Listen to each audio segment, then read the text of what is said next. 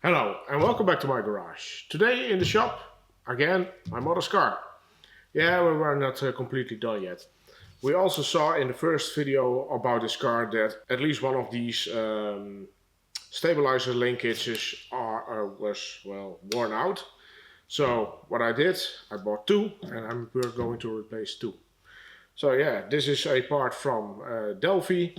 It's a go-to brand for me.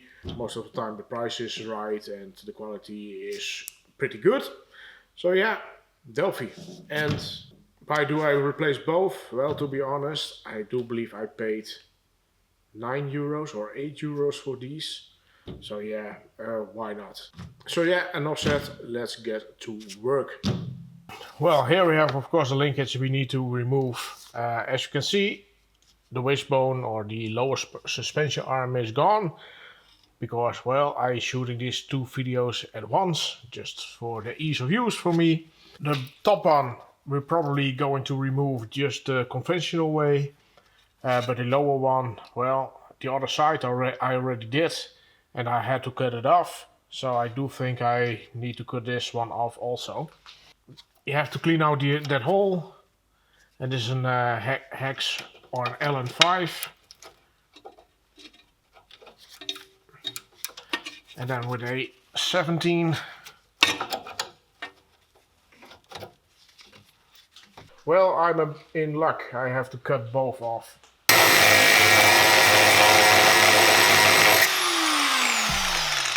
Most of the time the heat of the cut will help get it loose. So let's see if that's the case. Did I broke my spanner? Probably.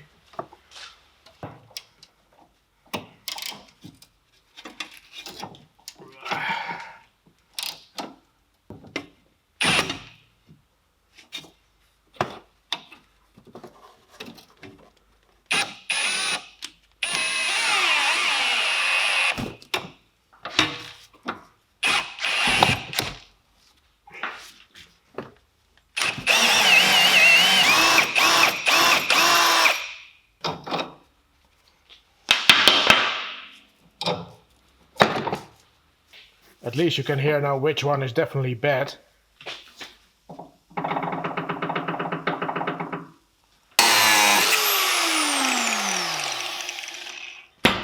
The last bit I'm going to grind it off there.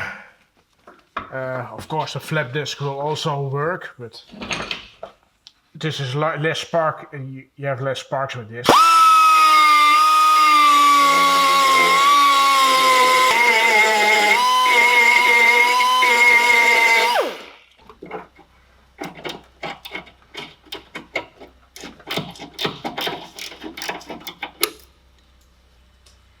And of course we're going to use some anti-seize, and in this case the flavor of the month, copper anti-seize.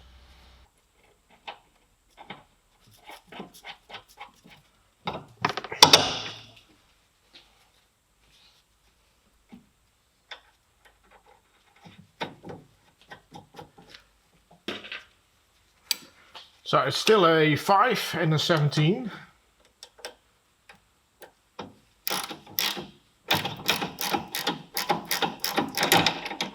Ow!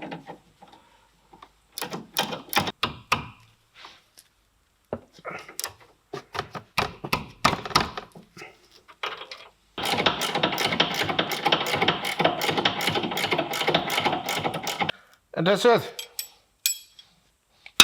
Not completely. What I like to do is, because these holes have the tendency to rot out, is put them full with grease, in this case of course some anti-seize. If we ever need to remove it for, well, let's say some new shocks or something like that, then they hopefully would not put up a big of a fight like it likes to do sometimes.